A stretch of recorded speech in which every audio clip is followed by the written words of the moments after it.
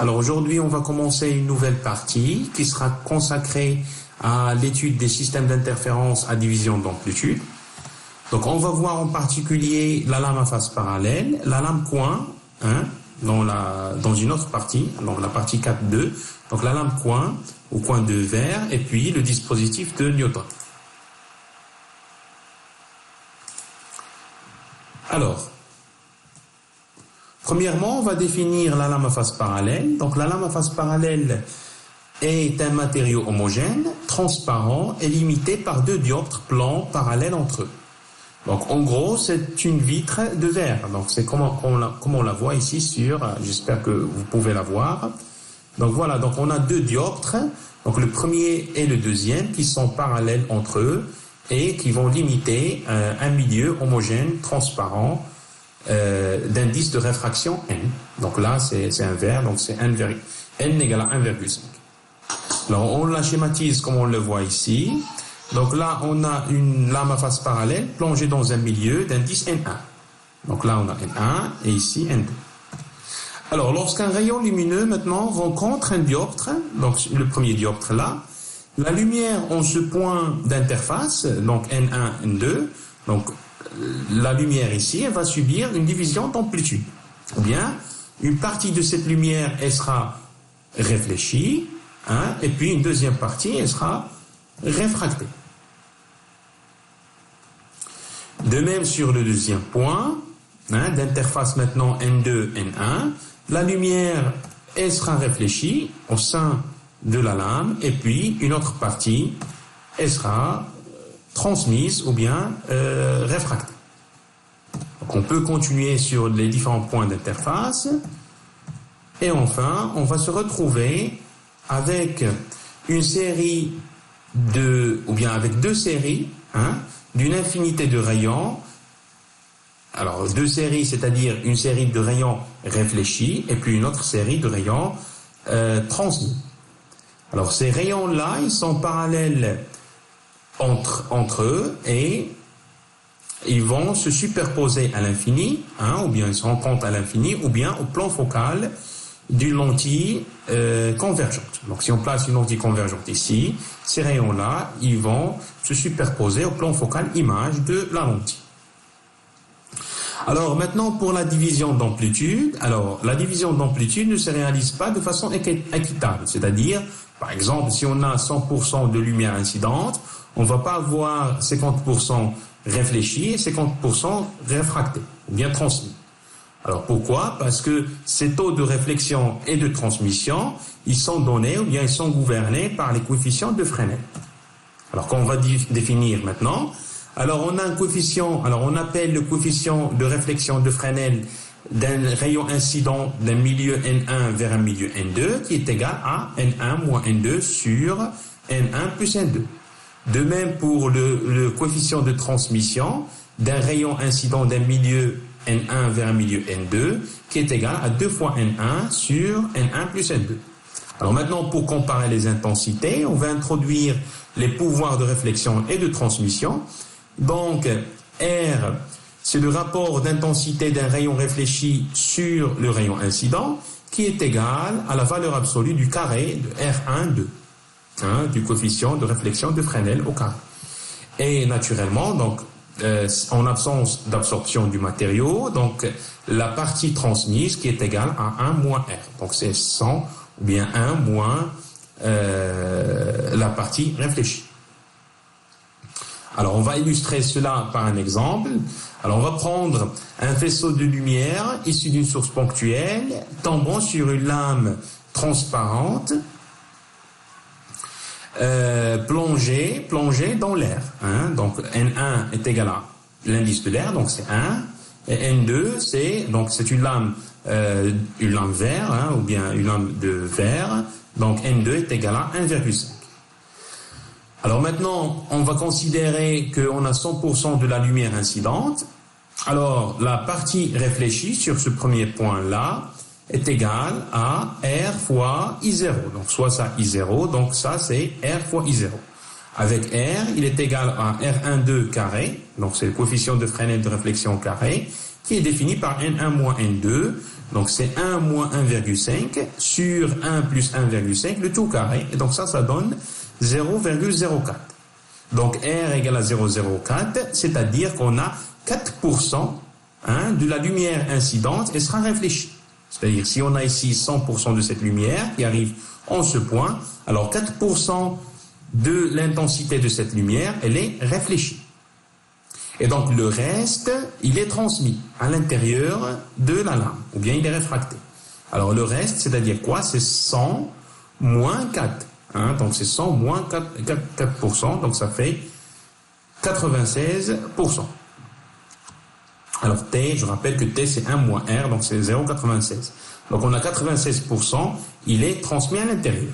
Alors de même sur le deuxième point, maintenant, alors sur ce point-là, ici, suivez le curseur s'il vous plaît, donc sur ce point-là, on a 4% de cette lumière incidente, elle sera réfléchie, c'est-à-dire 4% de 96%, donc ça fait 3,84%, alors il est réfléchi, et le reste, il est transmis. Alors, c'est-à-dire, c'est 96 moins 3,84. Donc, ça fait à peu près 92%. De même, ici, alors sur ce point, alors 4% de 3,84% est réfléchi, et puis le reste, il est transmis. Donc, vous pouvez faire ce calcul-là chez vous, et vous allez obtenir cette répartition d'intensité, comme on la voit ici sur la figure. Donc, une série de rayons réfléchis qui ont des intensités de 4%, 3,7, ainsi de suite. Et puis, une série de rayons transmis, voilà, qui ont ces intensités-là. Donc, on peut généraliser cela en prenant alors un rayon d'intensité I0. Alors, sur ce point-là, il va subir une réfraction et puis une réflexion. Alors, la partie transmise, c'est T fois I0. Et puis la partie réfléchie, c'est R I0. Donc l'intensité de ce rayon-là est égale à R I0 et l'intensité du rayon réfracté est égale à T I0. De même sur le deuxième point, alors ici on a une intensité incidente qui est égale à T I0. Alors maintenant, pour la partie qui sera réfléchie, c'est T I0 fois R. Donc ça donne R T I0. Et donc, pareil pour la partie transmise. Donc, c'est TI0, fois T. Donc, ça donne T carré I0. Donc, ainsi de suite, ainsi de suite.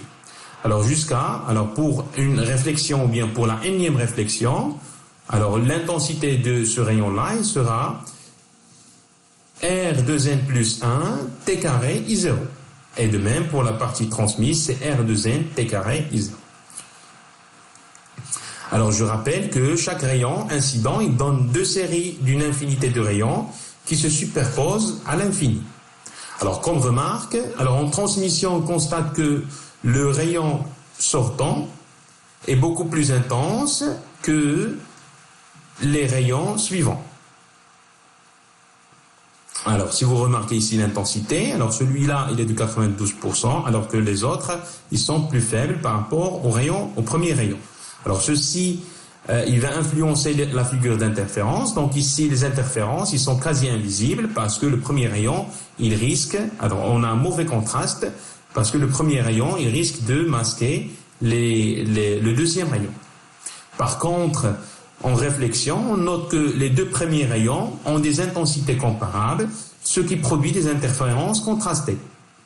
Et les autres rayons, donc alors le reste, comme on le voit ici, donc il est de l'ordre de 0,8%. Alors si on le compare aux deux premiers rayons, il est plus ou moins négligeable. Donc les interférences issues des autres rayons, on peut les négliger. Alors, les interférences observées par réflexion ou bien par transmission sont dites des interférences localisées. Alors pourquoi ils sont localisés? Parce que la figure d'interférence n'est observable que sur une surface particulière de l'espace. Alors je rappelle que pour visualiser ces interférences, alors on a dit que en pratique, on peut mettre une lentille convergente et on va les observer sur le plan focal image de la lentille convergente. C'est-à-dire maintenant, si je change la distance du plan focal, alors je risque de ne plus voir les interférences. C'est pour cela, alors les interférences, ils sont localisées uniquement sur un plan bien défini.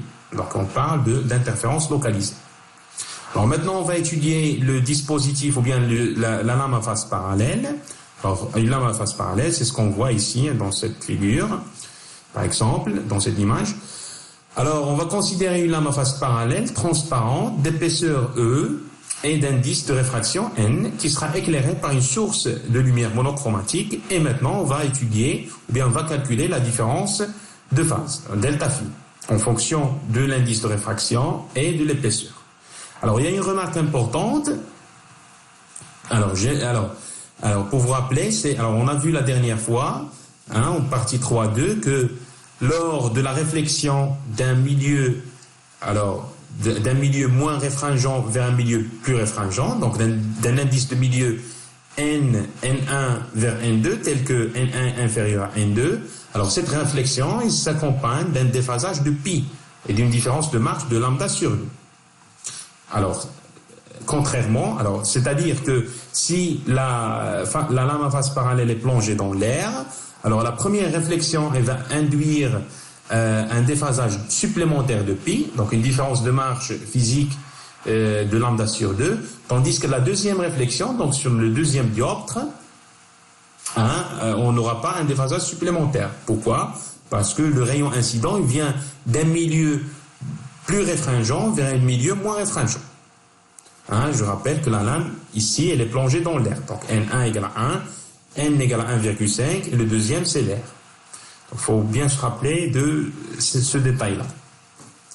Alors, pour le calcul de la différence de phase, donc delta phi, on va prendre un rayon R0, donc au point d'interface I, donc en ce point-là, on a donc une partie réfractée et puis une deuxième partie réfléchie. Alors ici, je vais mettre l'angle d'incidence I et de réfraction R. Alors de même sur le deuxième point, pareil, J, donc on a une partie réfléchie et une deuxième partie réfractée.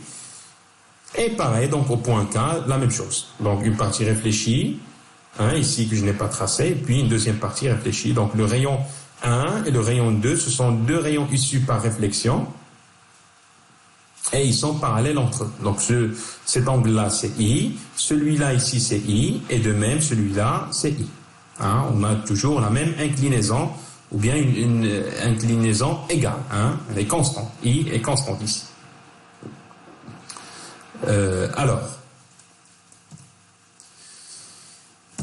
Alors maintenant, si je fais la projection du point K sur le rayon 1, alors ça donne un point, alors c'est le point H, tel que H, c'est la projection de K sur ce rayon. Alors pour l'angle ici, c'est I. Alors pourquoi c'est I? Parce que, alors ici, regardez, on a, ça c'est pi sur 2. Alors cet angle-là, je vais préciser ici. Alors cet angle-là, c'est quoi? C'est pi sur 2 moins I. Et donc, par conséquent, ça, c'est I. Alors, ça, c'est pi sur 2. Celle-là, c'est pi sur 2 moins I. Et donc, ça, c'est l'angle I. Alors, pour les angles R, donc là, c'est l'angle R. Celle-là, c'est R. Celle-là, c'est R. Et pareil, ici, c'est l'angle R. Alors, pour la différence de phase, alors delta phi, on a dit quoi? Donc ça, on l'a déjà vu, c'est 2pi fois delta sur lambda plus pi. Pi, pourquoi? Parce que j'ai une différence de phase supplémentaire due à la réflexion sur ce premier dioptre. Alors, la différence de marge delta, c'est quoi? C'est le chemin optique IJK moins le chemin optique IH. Alors, en réalité, c'est de R0 vers ce point-là, ou bien vers le point focal si je mets une lentille. Donc c'est de R0 suivant le chemin du rayon 2 moins R0 I suivant le chemin du rayon 1. Alors ça c'est une partie commune, donc elle va simplifier. Alors si je fais la différence, donc j'aurai IJK, donc ce chemin optique là, moins IH. IH c'est la projection, donc K c'est la projection. H c'est la projection de K sur cette partie là. Donc delta c'est IJK moins IH. Alors, avec IJK, c'est quoi? Donc, IJK, c'est IJ plus JK. Alors, je note que là, on a les mêmes angles. Donc, R ici qui est égal à celle-là. Et ça, c'est un côté commun. Donc, la distance IJ est égale à JK. Et par conséquent, alors IJK, c'est 2 fois IJ qui est égal à 2 fois JK. Alors, je rappelle que l'indice ici, c'est N. Donc, ça, c'est 2 fois N fois la distance IJ.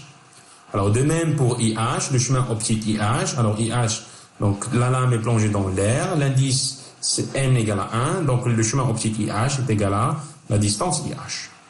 Alors, maintenant, la différence de marche, delta, ce n'est que 2NIJ moins IH.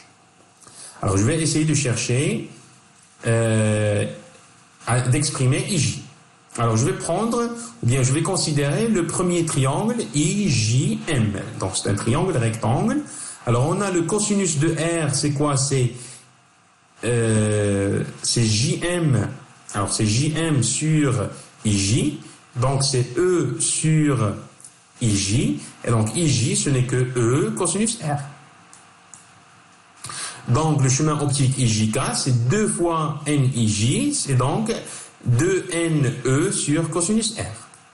Voilà. Alors maintenant, pour la distance IH, donc cette distance-là, je vais considérer le triangle rectangle IHK. Alors le sinus de I, c'est IH sur IK, tel que IK est égal à 2 fois IM. Donc, IH, ce n'est que 2IM sinus I. Donc, deuxièmement, alors pour exprimer IM, je prends toujours ce triangle-là. Donc, on a la tangente de R, c'est IM sur E, donc sur JM. Donc, tangente R, c'est IM sur JM, donc IM sur E. Et donc, IM, ce n'est que E, tangente R. D'où, IH, c'est 2E, tangente R, sinus I. Alors, je peux exprimer sinus I en fonction de sinus R. On a, d'après la deuxième loi de réflexion, donc sinus I est égal à N sinus R. Donc, IH est égal à 2 fois NE, tangente R, sinus R. Et par conséquent, la différence de marche, c'est la différence de chemin optique IJK moins IH, c'est 2 fois NE sur cos R, sur 2NE, tangente R, sinus R. Alors, tangente R, ce n'est que sinus R sur cosinus R. Donc, je vais factoriser par 2NE sur cos R, facteur de 1 moins sin carré de R, qui est égal à 2NE cos R. Donc, la différence de marche, delta G, un géométrique, c'est 2 fois NE cosinus R. Donc, la différence de marche totale pour ces rayons en réflexion, c'est delta G plus lambda sur 2. Donc, c'est 2NE cos R plus lambda sur 2. Donc, les rayons réfléchis sont déphasés de la quantité delta phi qui est égale à 2pi delta J sur lambda plus le déphasage supplémentaire pi. Alors, maintenant, pour le cas de la transmission, alors je peux faire, c'est le même calcul. Donc, c'est la différence de marge en transmission, c'est IJK moins IH, sauf qu'il ne faut pas ajouter le terme de lambda sur 2 pour la différence de marche. Donc, la différence de marche totale, c'est delta T en transmission, qui est égal à 2NE cosinus R. Et la différence de phase, delta phi, entre les deux rayons transmis, c'est 2pi delta T sur lambda. Alors, maintenant, pour la forme des franges. Alors, je rappelle qu'une frange est définie telle que, alors, une frange, c'est le lieu de I égale à une constante. Alors, I égale à une constante, c'est-à-dire que delta phi est égal à une constante, et donc delta, la différence de marche, est constante. Alors, si delta est constante, c'est-à-dire que 2NE cosinus R est une constante, il est égal à une constante, cosinus R, alors N est constante, E est constante, donc cosinus R est une constante, et par conséquent, R est une constante. Alors, si R est constante, alors cela implique que l'inclinaison, ou bien l'angle d'inclinaison, I, ou bien d'incidence aussi, est constante. Donc, I est égal à une constante. Alors, qu'est-ce qu'on a? On a, en gros, donc les rayons, alors ces rayons-là qu'on voit ici, alors ce sont des rayons d'égale inclinaison. Parce que I, là, elle est constante. Donc, I est constante, donc ce rayon-là parallèle à celui-là, et donc ces deux rayons, ainsi que ces deux-là, ils sont d'égale inclinaison. Alors ces rayons-là, comme on l'a vu, ils vont se rencontrer ou bien se rencontrent à l'infini, et les interférences sont localisées à l'infini. Ou bien si on met maintenant une lentille convergente de distance focale f', donc la distance focale c'est celle-là, c'est la distance qui sépare l'écran donc c'est la distance qui sépare l'écran à la lentille. Alors ce qui se passe, c'est que la lentille projette les rayons d'égale inclinaison dans son plan focal image, comme on le voit ici. Et donc les rayons d'égale inclinaison convergent sur un cercle ou bien un anneau, et on observe donc des franges annulaires, comme on le voit là. Je reprends, donc là ce sont des rayons d'égale inclinaison. Alors si on met une lentille convergente, elle va les converger en un anneau, ou bien un cercle, comme on le voit ici. Donc la nature ou bien la forme des franges sont donc des franges annulaires concentriques. Donc si on place un écran à la distance focale du plan, à la distance focale de la lentille, on va observer des franges concentriques comme on le voit sur cette figure. D'accord? Alors maintenant, la lame à face parallèle donne des franges d'interférence sous forme d'anneaux concentriques qu'on va appeler des franges d'égale inclinaison. Donc c'est parce qu'on a I, je rappelle que I est constante. Alors sur un même anneau, on a I est égal à une constante. Donc elle est issue des rayons d'égale inclinaison. Alors nous, on appelle ce type de franges d'égale inclinaison, car elles correspondent à la même inclinaison I. Alors maintenant, pour la tâche centrale, alors on a l'ordre d'interférence. Alors P, on l'a défini, donc ça on l'a vu la dernière fois, c'est delta sur lambda. Alors pour les rayons en réflexion, c'est 2NE cosinus R sur lambda plus 1/2. Alors la tâche centrale, elle correspond à I est égal à 0. Alors pour I est égal à 0, c'est-à-dire que l'ordre d'interférence est à son maximum. Pourquoi il est à son maximum? Parce que delta est au max. Si I égale à 0, c'est-à-dire que R égale à 0, donc cosinus R est égal à 1, et donc P est égal à delta max sur lambda, c'est 2NE sur lambda plus 1/2. Donc l'ordre d'interférence de la tâche centrale est égal à P0, qui est égal à 2NE sur lambda plus 1/2. Alors si P0 est entier, la tâche centrale est brillante sur la figure d'interférence par réflexion. Alors maintenant, si la tâche est brillante sur la figure d'interférence par réflexion, elle est sombre sur la figure d'interférence par transmission. Il faut garder en tête que les deux figures par réflexion et par transmission sont complémentaires. Alors maintenant, pour un anneau d'ordre K, on a pour I est très faible, donc cosinus R, alors là, on peut l'approximer à 1 moins R carré sur 2. Donc cosinus R, c'est 1 moins I carré sur 2N carré. Donc je rappelle que I est égal à NR, ou bien il est proche de NR. Et par conséquent, donc P, donc c'est 2NE cos R sur lambda plus 1/2. Donc P, c'est 2NE sur lambda, 1 moins I carré sur 2N carré plus 1/2. Donc maintenant, le nombre d'anneaux entre le centre et l'anneau de rayon R, donc si je prends l'anneau central et puis un autre anneau de rayon R, donc P0 moins P, ce n'est que I carré E sur N lambda. Avec I, ou bien tangente de I, alors on va voir ici sur la figure, alors on a I, c'est cet angle-là, qui est le même donc ici, donc I, si je calcule tangente de I avec I très faible, donc I est égal au rayon sur F', sur la distance focale. Donc pour un anneau d'ordre K, alors ça c'est le rayon RK sur F'. Donc pour IK est égal à RK sur F'. Donc revenons à notre relation. Donc P0 moins P est égal à R carré de K fois E sur F' carré lambda N, tel que I. Alors on a vu que P0 moins P, c'est I carré E. Alors pour un rayon, pour un anneau d'ordre K, on a I, c'est RK sur F'. Donc P0 moins P, ou bien le nombre d'anneaux entre le centre et un anneau de rayon R d'ordre K est égal à P0 moins P, qui est égal à cette relation-là. Alors, à partir de cette relation, on peut calculer ou bien exprimer le rayon d'un anneau d'ordre K. Alors, RK, ce n'est que F' fois la racine de N lambda sur E fois la racine de K. Donc, comme remarque, on a R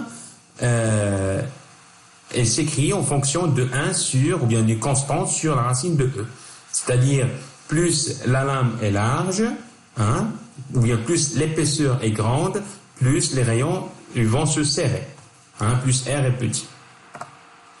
Voilà, donc le dernier point, c'est l'effet de la largeur de la source. Donc si on a une source large, ou bien une source étendue, comme on le dit, alors si la lame est éclairée par une source large, elle constitue donc une source, ou bien une infinité de sources ponctuelles, mais qui sont indépendantes les unes des autres, c'est-à-dire ils sont incohérentes. Donc ces rayons-là, ou bien ces sources-là, ils sont incohérents. C'est qui émettent des rayons parallèles sous la même incidence I. Alors ces sources étant incohérentes, chacune donne son propre système de franges et les intensités vont s'ajouter. Alors les franges ils deviennent donc plus intenses que celles obtenues pour une seule source ponctuelle. Donc le fait d'avoir une source étendue ou bien large, elle va induire des intensités plus élevées au niveau des franges. Voilà, donc on arrive à la fin de cette vidéo. Je vous remercie pour votre attention.